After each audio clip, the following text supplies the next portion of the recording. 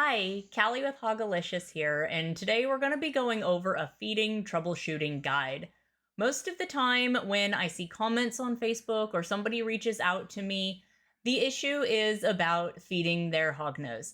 So, once you get them established, you get everything figured out, they're actually super easy to take care of and they eat quite consistently, but they are a bit finicky with their food. So I'm going to go ahead and go through this guide that I put together. I'm essentially going to be reading it to you. I'm sorry. You're welcome to just skip through this quickly or pause at any point if you want to look at it on your own time, or read it without me talking to you, and you can mute me, whatever you want to do. I'll probably fill in some extra context and all that too, though, while I'm going through it. So first, we're going to talk about identifying your situation. This is step number 1. And before you try figuring out different techniques and doing different things, let's go ahead and figure out which situation applies to you. So there's 2 main reasons. You have one snake, you've had them for a while, and they just suddenly stop eating. This is probably pretty normal. We just need to kind of figure out what they're probably going through and see if there even needs to be an intervention at this point. The other one is really a new snake that you received or purchased that has not really been a strong eater. Maybe they ate a few times and they stopped. Maybe they eat inconsistently, or they really haven't even started eating yet in your care. This could also be something like a baby snake if you're a breeder and you're trying to establish babies. There's a bit of a different strategy on there, but some of these might help with that as well. So let's go ahead and move on to the first one, which is your established snake stopped eating. So is this normal? In most cases, yes. Especially males, they are known for going off food for periods of time, and it's often for males driven by hormones because it's harder for them to explore and chase and try and find a girlfriend if they have a tummy full of food and they're trying to digest. And so it's fine, they can go off food for periods of time here. They can also go off of it for seasonal changes. So even if your temperature inside is consistent, they can kind of feel that pressure and they know when it is winter outside and they can go off of food at that time as well. Girls can do that too. They also will oftentimes go off of food when they're getting ready to shed, unless you have one that's a super strong feeder. But if you do, you're probably not watching this video. If you do have one like that, they typically will go off of food. I have some of them that will not eat for 3 weeks before they even go blue. It's just how they're internally wired. They're all a little bit different. That's how it is. Another thing is something could fluctuate within your environment.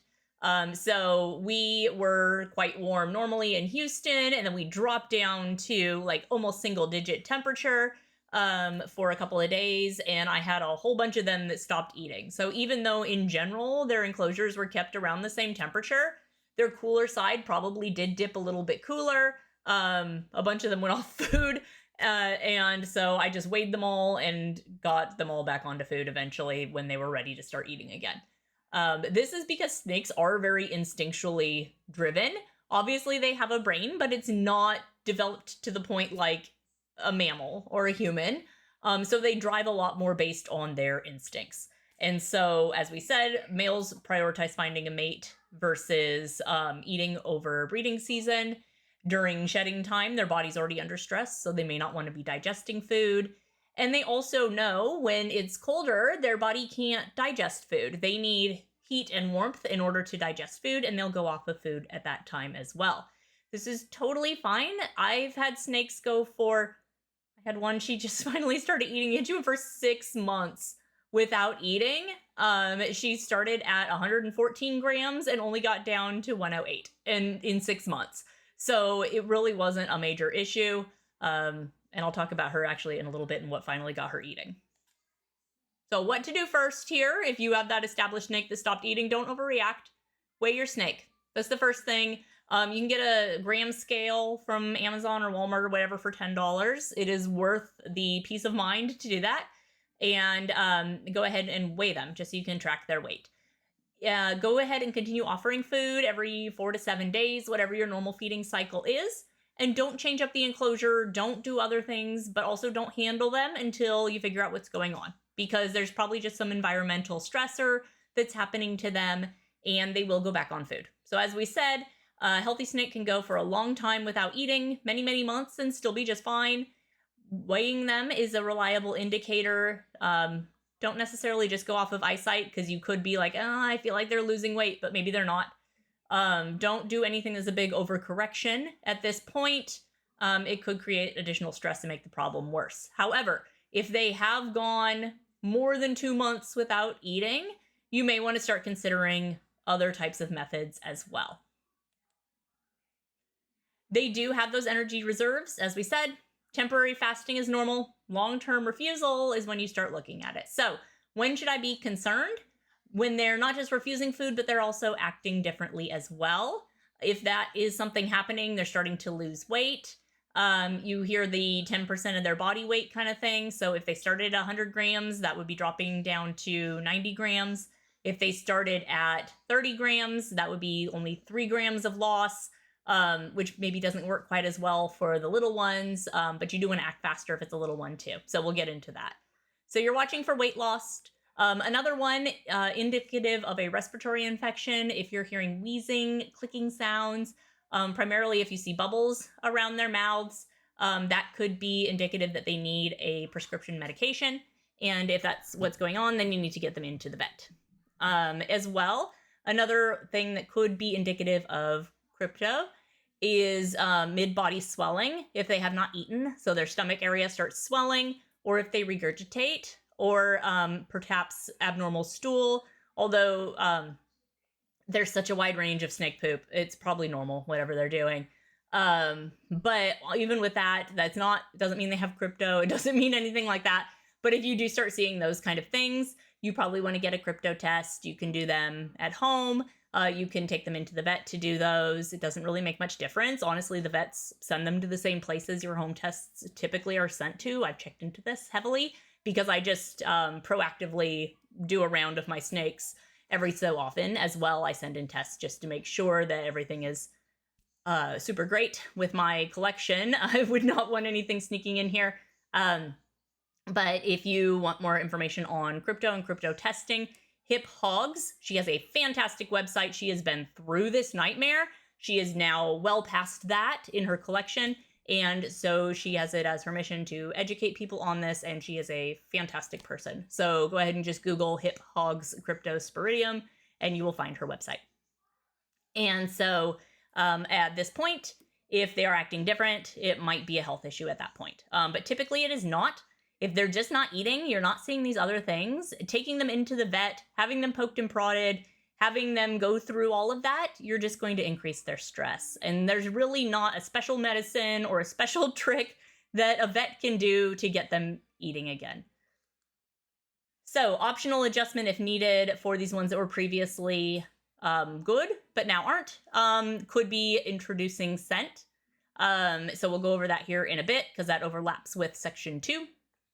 If they've not eaten over that, and also if they have not eaten over a month, I do try to provide them with smaller food than what they previously were eating.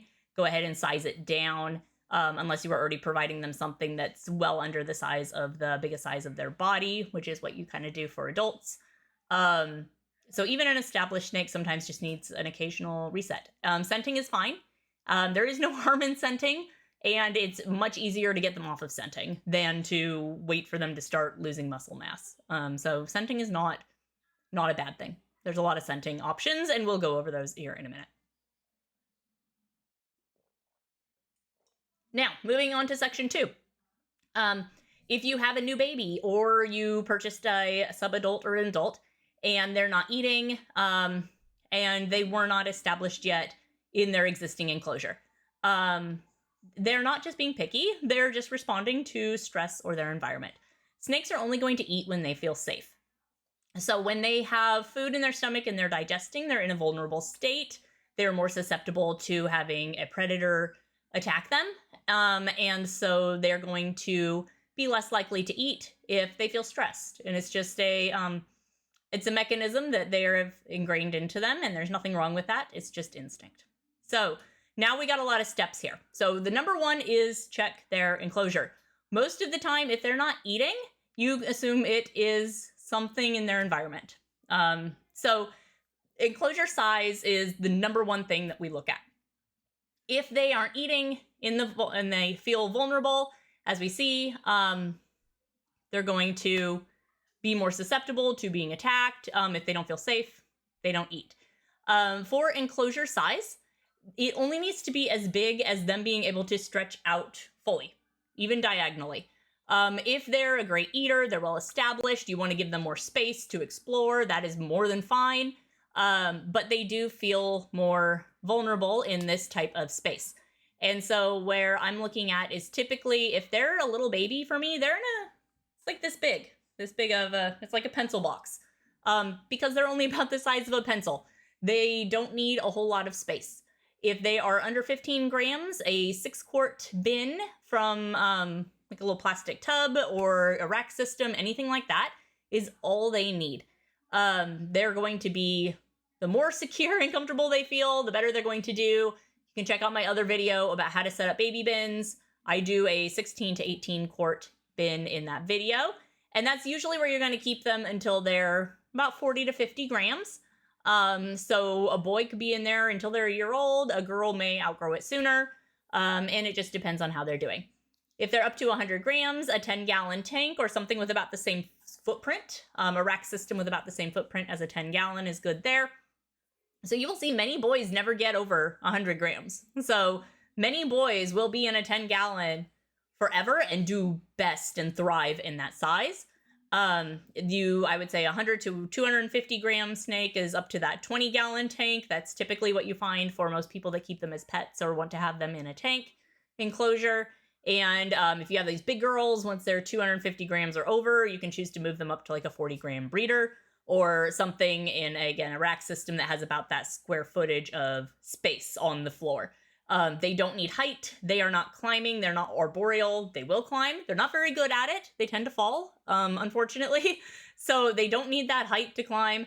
And for Hognose, it really is not what is the minimum size that you would have them in. They are a little bit more of a what is a maximum size. They do best in that type of environment. If you think of it this way, a small space, they like to skirt the perimeter. If you've watched them, they go around the perimeter. They are surveilling their space. They are seeing, are there any predators? Is there anything that could hurt me? They like to be able to do that. And if you give them a big space, even if it's cluttered, they spend a long time going around there. They need to smell and remember the scent of everything that's in there. And that's a lot harder for them when there's a whole lot of stuff in there. If you think of it for yourself, like I'm just looking at the room I'm in, it's probably more like an 18 quart or whatever. It's more like that ratio that you're keeping them in as well.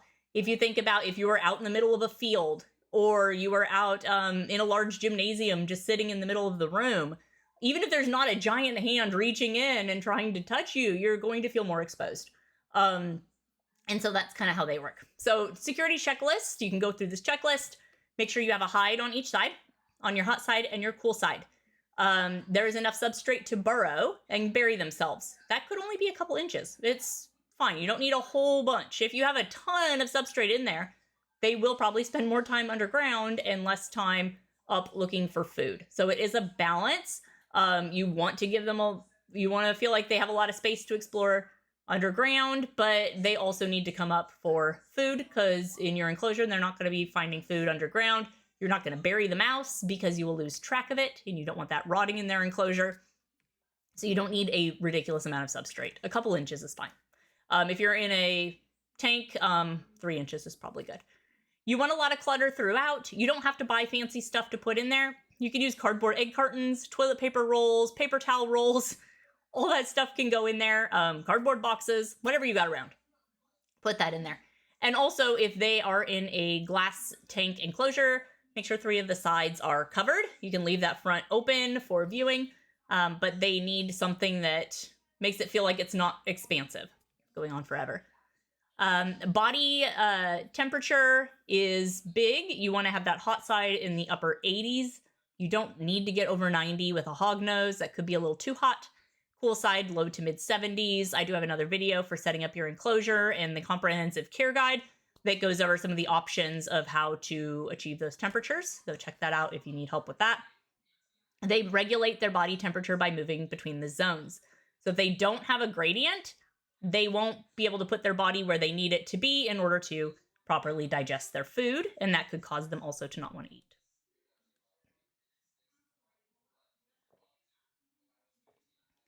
Next one, light cycles.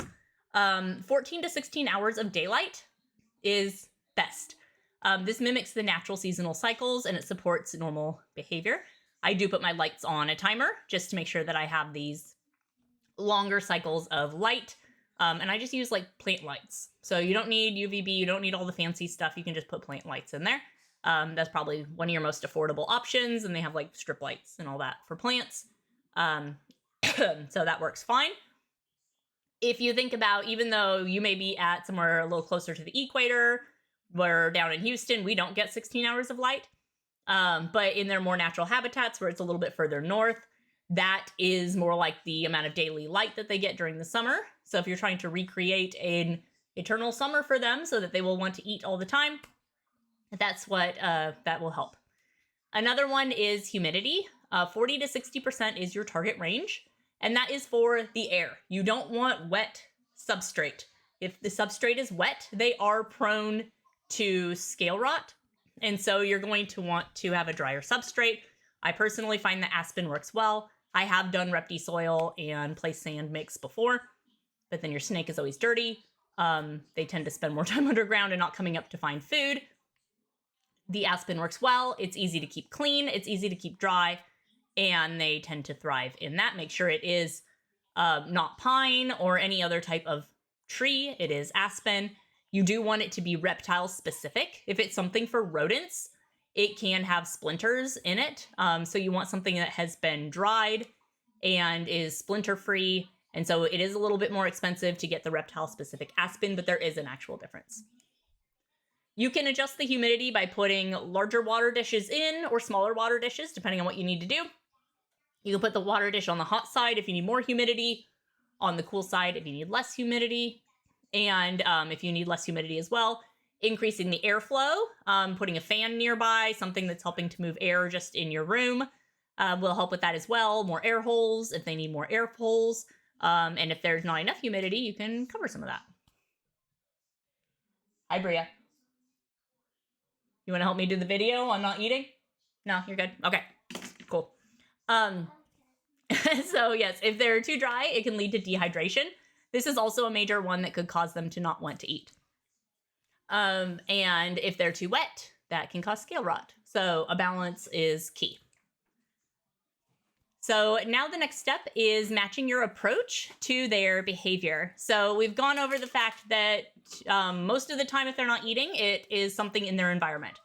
Now we're going to adjust and say, okay, if we've got all that good, and when people ask and you say, oh, my snake stopped eating, and the very first thing that most people are asking is, what is your setup like? What is your environment? What is your temps? What's the size? And a lot of people respond, oh, no, that's perfect. That's not it. Most of the time that is it. So that's why that is step number one. Work on that. If you get that right, you give them a week or two in a more optimal environment. You've got all of that going. You size down their enclosure and give them a couple weeks on that. Do that before you move on to a lot of these other steps. These steps are done in order of how you should try them. You shouldn't jump straight ahead to step 9. These are, the reason I put them in this order is these are the steps that you should try. So enclosure first. The step number 2 is matching your approach to their behavior. So not all snakes are the same. There's a lot of different personalities for these little guys. So if you are trying to show them the mouse and they're hooding up, they're cobraing, they're bluff striking at it, they turn and run away, they're hissing, drop it immediately. I mean, unless you watch my videos on pumpkin spice, he is different. Don't pay attention to those if your snake is not eating. He is a bit of an anomaly. He's the only one I have that does that and eats it. But yeah, if they start doing that, drop it immediately. You don't want to stress them out further, especially stressing them with the thing you want them to eat. When you drop it, you want to place it somewhere where they're going to be going, moving. If you just leave it right out there in the center, you're less likely for them to eat it. They still might if they're good, but I typically prefer leaving it in the entrance of their hide. Another one that I'll do is putting it in a toilet paper tube that they're going to go through. Or even better, putting it in a toilet paper tube and then putting that up against the entrance of their favorite hide. That works well. Leaving it overnight is good too. So if your snake is doing that, they're stressed. And the less you interact with them around feeding time, the higher success you have of them eating. The next thing that your snake might be doing instead, though, is ignoring the food. If you do this and you keep showing them the food and they just keep turning and going the other way, they're ignoring it. They don't want it. They don't care. This is typically done more around, I don't know, just a natural hormonal type of cycles. They will do this a bit more. If you want to try still getting them to eat, if this is what they're doing, movement helps. So putting it up against their chin is good. Sorry, there's a lot of talking. But I love doing these. I love this video. This is really great. So putting it up against their chin and kind of twitching it along their cheeks, twitching it down the side of them, using movement. I had one of them recently. I put it in the hide because he was in the hide. I put it in the hide and bounced it and pulled it out. And in the hide and bounced it and pulled it out. And in the hide and bounced it, he grabbed it. And he was totally ignoring it when he was just out basking. And I was trying to get him to eat it and he was ignoring it. I waited till he went in the hide. I drop fed it. And a lot of times if you do that and you drop feed it, leave it in there for a couple hours, don't just immediately take it out. Try one more time because sometimes they will go for it if you do this. Part of the reason why they do this is they may just not be recognizing that it's prey. They want a little bit of that movement on it. The next one, if they're curious about it, but they're not eating it, so they're nudging it with their nose or they're cuddling with it. They do that. I don't know why. They're silly. Just leave it in there overnight with them. It's fine. A pinky mouse is usually good for up to 12 hours. And a mouse ones that starts having fur on it, they're usually good for up to 24 hours. This formatting messed up my logos. Sorry. But yeah, they may just need a little bit more time. So give them some more time with it. The next one is presentation methods. This is a little bit of an overlap with the last one, but step 3 here, these are some different ways that you can present it to them as well. So we talked about drop feeding. Some of the more defensive or nervous snakes prefer drop feeding. Another way to do it is to hand feed it to them. I do this, I always put a glove on first, mostly because I just don't want to touch the mouse with my bare hands anyway. But that also gets it to where they don't sense that they don't smell. Technically, we are made out of meat, and they will smell us, and they will smell the mouse, and they might miss the mouse. They don't have heat pits. They're not feeling the temperature of your hand. Don't worry about that. Hognose don't have that. They only are going off of scent. So if you're wearing a glove, you don't smell like food. So that is a way to do it. That gives you a little more control over the mouse too, if you want to kind of make bouncing movements or flicking movements with it. Tongs are great too. That's the ideal if you like to tong feed, getting them onto tong feed. I always try to get my babies there before they go to their new homes. And the other method that you might want to try is a deli cut method. I haven't personally had a whole lot of success with this. I've tried it several times. Other people swear by it, so it's worth a try. We're going to get more into these worth a try things. Is you put them in like a little deli cup or some sort of small round enclosure overnight. You put the mouse along the edge because, again, they like to pace the perimeter. And you want them to go across that mouse several times. And then cover it up with a towel or a cloth or paper towel, something to make it dark, reduce any other simulation in there. Something breathable, of course, though. So some snakes are intimidated by the movement. Other snakes need the movement. So every one of them is different. I'm surrounded by them. They're all a little bit different, and I know every one of their eating preferences. And so, yeah, you just gotta have to learn which way they prefer it. The next one is prey preparation. This is something else to try. So often with babies especially, I even find the older ones will do this. If they're not super defensive about it, but they just don't really care, wet it. So dip the head in water. You can soak it in water for a minute or two. You want water dripping off of the head. And so when you put it up under their chin, they will instinctually oftentimes start drinking the water off of it. They get the taste of it. They realize, oh, this is my food. And then they will bite it. When I feed babies and I'm getting them established on food, I do this first. Like, I don't even try dry pinkies. I immediately try every one of them on a wet pinky. They just instinctually like this. It's easier to get them onto food. and eventually you get them off of it. But I also saw a tip about trying a dry or tacky prey. I've not tried that. But I suppose if it's not wet, it probably is like that. Some other techniques are braining as well. So poking like a needle in the head to get some of the brain to come out so that they can taste that. It's up to you if you're okay doing that. Or like scraping the skin open on the head so that they, again, can get the taste of that a little bit. That exposes that scent and taste, and it could help trigger feeding as well. I haven't done a whole lot of that or found a whole lot of luck in that. Again, other people swear by it, so that's why I put this together as a comprehensive guide. Prey size as well. If they are refusing it, you may want to step it back one size, but again, if you step it back too much, then it's too small, they're not really going to find it interesting.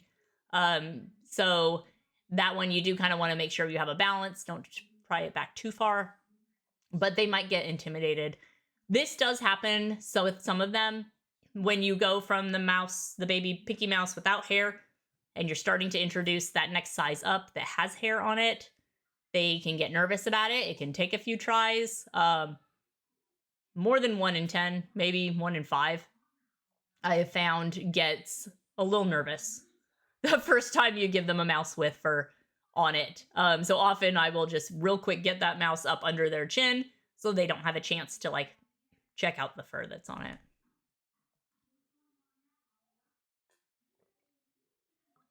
Next one, hydration support. If they feel dehydrated, that can cause them to not want to eat. The first time I had a snake that went off food for a while after it had been established, this is what worked on that one. And so I started doing an electrolyte soak with her for about 10 minutes in 80-degree water every other day or so. And even though she had water and her humidity was good and all of that, this is what helped. And so I did finally find, that was the only difference I really made, that I finally found got her eating again, is perhaps she was dehydrated. Hydration does play a big role in appetite and digestion, and if they don't feel like they're hydrated enough, they won't eat. Now, step 6 is scenting. So you see, we've gotten through several steps before we even got to scenting, but scenting is pretty good.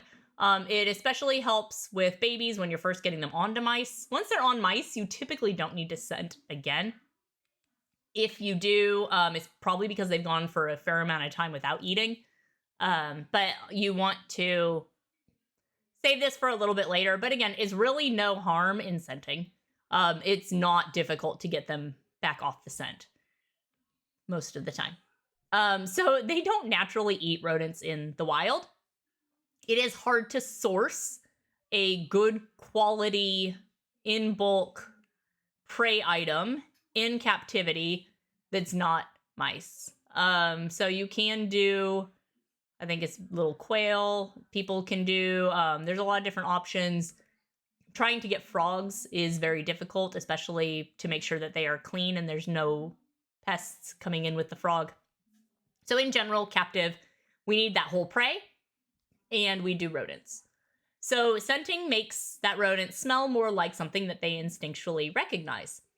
If they were previously on unscented, again, they typically don't need scenting, and the other techniques that we've talked about previously should work. But if it's been a while since they've eaten, sometimes they need to go back onto scenting, especially if they're a baby. Some of the common scents that we use is tuna, sardine, salmon, chicken hearts. The Reps in Texas scent strips work well also. There's kind of a rule of doing it 2 or 3 times before switching, because if you just keep switching every time, it can cause confusion. Some of them I've done that with, and it's worked fine. I don't know. I see it both ways.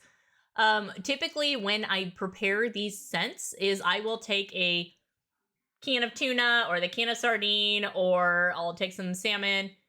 You do not cook any of these. You want them to be raw. Including the chicken hearts. Chicken hearts are easy to get at like Asian grocery stores. They often have them in the freezer section as well.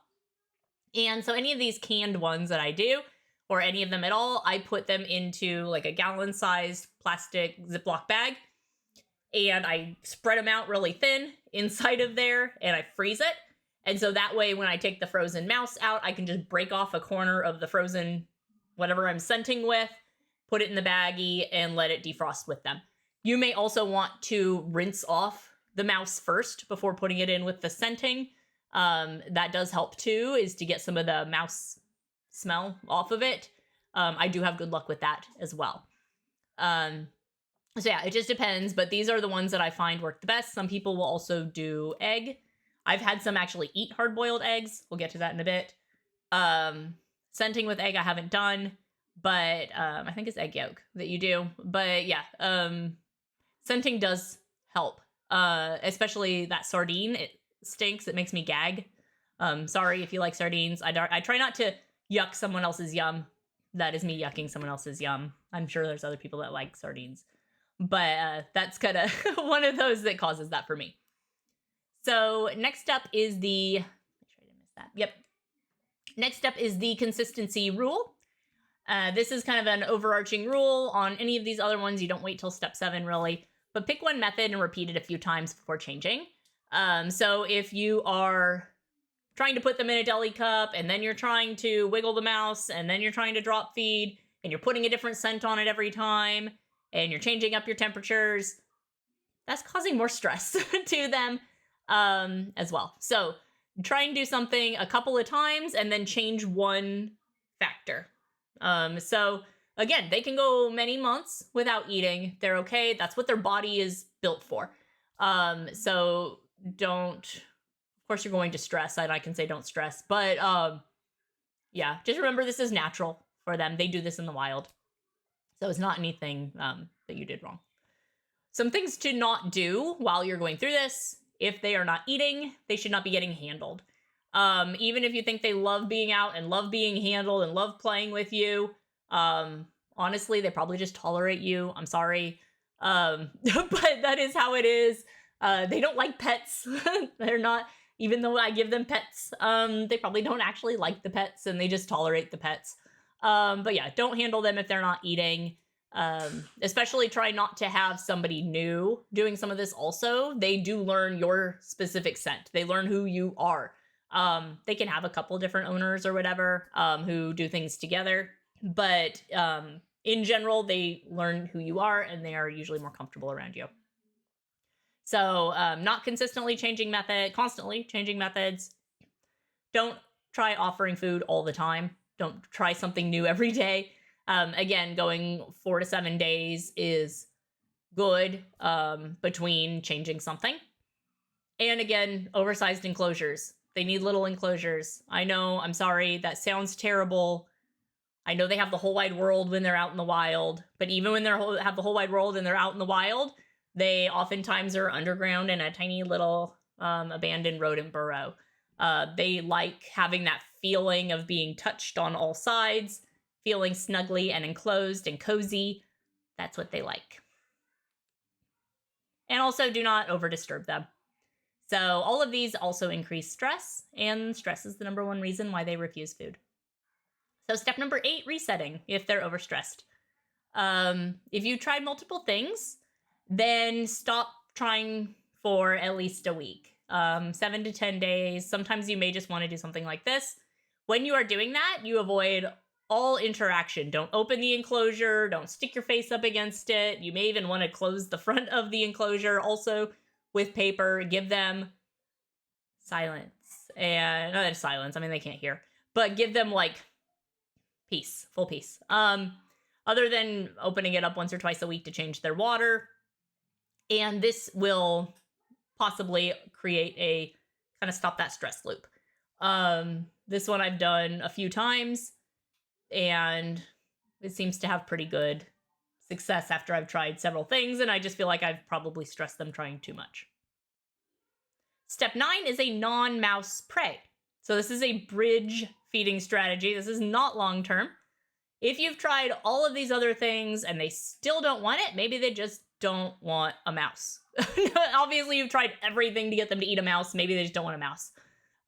It is important to note that this is not a long-term source. They do need whole prey. They need the bones and the cartilage and the organs and all the stuff that's inside of whole prey for complete nutrition. But sometimes they don't want that. You use this to get them onto food again, and then you can transition them back onto mice, especially by scenting the mouse with whatever you used. That can help as well. Some different things that are good to offer is a little piece of hard-boiled egg. That has worked for me. I've had one that went for a while without eating. He did start eating hard-boiled eggs again, and once I got his food response working again and ramped back up again, he started eating mice again. Raw chicken hearts is a good one. Raw salmon is a good one. Some of the other scent items that you found, I have not had any of them actually just eat sardine, even though they like the scenting. I've not really tried canned tuna for them either. I typically will go with an actual tuna steak or salmon. I'll just make it for myself for dinner and cut a piece off for them, or freeze pieces of it pre-cut. You do not cook anything. They do need it raw, except for the hard-boiled egg. Cook that. Can't hard-boil a raw egg. Keep the portions pretty small, so smaller than the mouse. Substrate does stick a lot to this stuff. So I will take a little lid or something and I will place it on the lid. That helps, but then still putting it in the doorway of the hide, or I'll put it in the toilet paper tube. You can offer it the same way you would with a pinky as well, or other mouse. They don't naturally recognize mice as food. That's why they don't have heat pits. That's why they don't have venom that works well on mammals, is because that's not what they've evolved to eat in the wild. So you sometimes need to do something to get them back onto food if they don't want a mouse. So this will often find what does my snake actually want to eat, and you can try some different things there. This one I've found I don't have any issue with. I'll make them a little buffet. Maybe I'll take each of the different things and I don't put them on all the corners of their enclosure, because then they can't get away from the food if they want to get away from it. But I will give them a few things on that little lid. See what they want, and then I'll check it later. So what you're trying to do is you're not switching diets, you're just bridging that. So you get them onto whatever that item is that they end up deciding they prefer. And then you can scent the mouse with it. That may not always work. You can place the item on the mouse. That often works pretty well. So just take a piece of salmon or chicken heart or whatever they're eating and cut it nice and thin and lay it over the top of the mouse. So that way when they bite it, they're actually biting the mouse also, and they eat it. So this works well because they smell what they want, they strike that prey, but then they're still eating the actual mouse. So that's what you're trying to get them to. My one that went off food for almost 6 months, she wasn't really losing weight, but I tried everything. I had tried chicken heart. I was doing more scenting. I gave it to her. She didn't want it. Finally, I showed her a piece of chicken heart and she ate it in 6 months. I was like, oh my gosh, I had her back down in a tiny enclosure. Finally got her to eat that. But I couldn't get her to eat scented chicken hearts. So we are now going on well over a month, and I am still feeding her a mouse with a chicken heart hat. And so I just put the little chicken heart over the top of the mouse's head. I put it right up to her. She bites it. She eats the mouse. She does not want mice without it. I've tried after every third feeding or so. She hisses. She gets mad. She only wants the chicken heart. So no harm there. I just got a bunch of chicken hearts and I sliced them into thin little pieces and I laid them out in a baggie and froze them in the freezer. And I just take one out and feed her with the chicken heart. It's okay. It's whatever works, honestly. So, yes, just important reminder. You don't want to stay long-term on a non-mouse prey item. If you are sourcing and feeding them frogs that you've bred yourself, or whatever that other item is, or quail, those are fine. People do that. Repti lynx. There's different things you can do. They don't have to be on mice, as long as they are on a whole prey item. So, final thought on this part is, even though it's not that they won't eat, they just don't recognize what you're giving them as food or what they want to eat. This one I do want to note: live feeding and force feeding. There's a lot of people who ask about this. This is absolute last resort. This is the last step. Some people will consider just saying, oh, well, my snake missed a couple meals. Maybe they want live. While I said it's easy to get them off of scented onto just regular mice, it is a lot harder to get them off of live feeding onto pre-killed mice. That is not as easy. It does cause significant risk, and there can be long-term consequences. I would be comfortable if I absolutely had to with feeding a pinky live, but part of the thing that you need to note on this is that they are not rodent hunters in the wild. They are equipped to eat things like lizards and frogs and amphibians that do not have teeth and claws, and mice have teeth and claws. So they are not made to be able to defend themselves against that. A thing that is also important to note is that they don't have a way to quickly kill that mouse. Their venom is primarily potent against things like frogs and lizards and amphibians.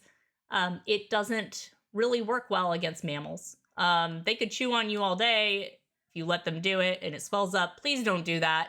Please, if you're ever going to get a hognose, number one most important thing to learn before you bring that snake home is how to remove it if it mistakes you for food. Just a little soda can, just pop it right off, lift under the nose, lift it right off. Get it off of you within 10 seconds. Do not let it chew on you. You will swell up. You don't need to go. It's not going to be a medical emergency, but it's not comfortable. So yeah. But again, their venom is not potent against that mouse. So they will chew on it for a while. It's not going to kill it. They are not constrictors. They will not wrap it and suffocate it quickly. They will swallow that mouse whole and still alive. That is not humane for the mouse either. So please do not feed them live mice. There are other choices that you can do. This is an absolute last resort as well. So that's my PSA for this one. Okay. Yes. Force feeding. This is another area where you're like, man, I am so frustrated this snake has not eaten. I wish I could just shove the mouse down its throat. Trust me. Assist feeding is not fun. I've had to do it with a couple of babies to get them going. It's not enjoyable. It gets messy. So if that snake has eaten in the past, and I would assume unless you're a breeder, hopefully you didn't get one from somebody who gave you a snake who has not been pre-established on food. If you did, this could be something different. But do not assist feed a snake unless you are under the guidance of a vet. This is very important. You can hurt the snake, damage the snake. There's a little bit of an art to assist feeding as well, especially a larger snake that's not just a little baby. You can cause damage to that snake, and especially force feeding a snake, it is going to probably turn it off of mice and food even more. You are adding more stress, and you are equating that stress to the prey item. Again, a healthy snake will not just starve itself to death. As long as its environment is at a temperature that it knows it can digest food in, and it's not ill, it will eventually eat. The risks, again, of force feeding, we've gone over that. And when it may be appropriate is if under the guidance of a reptile-specific vet, and it typically would be if your snake is ill. Losing significant weight, or there's some other medical type of reason why it's not able to eat. Again, for breeders, some little babies do need assist fed to get started. This is typically if they've gone for several months after hatching and they still aren't eating and you're starting to notice they're visibly losing muscle. That's something that you may want to do, but that is a specialized situation. It's not for typical owners. So again, do not force feed them. Okay, so we're starting to wrap up. Some final thoughts. Most feeding issues do come down to security, stress, and consistency. And once those are correct, then feeding is good. If nothing works, recheck the enclosure, reduce variables. So if they're in a big enclosure with so much going on, sometimes they just get excited and they want to explore everything. Then they're not interested in eating. So you do need clutter, but you need it in an appropriate sized enclosure. Stay consistent, make sure to monitor their weight, and do seek a vet or testing if needed if you start feeling that they might be ill, and that's a reason why they're not eating. And you got this. Hognose snakes can be quirky, but once they start eating, they typically become very consistent eaters, except for those boys who like to go off of food when they're trying to find a girlfriend, but that doesn't last for long. And then they get the point that there's no girls around, and they'll go back on food. Please subscribe, like, comment below if you have any other questions, ideas for other videos, and thank you so much.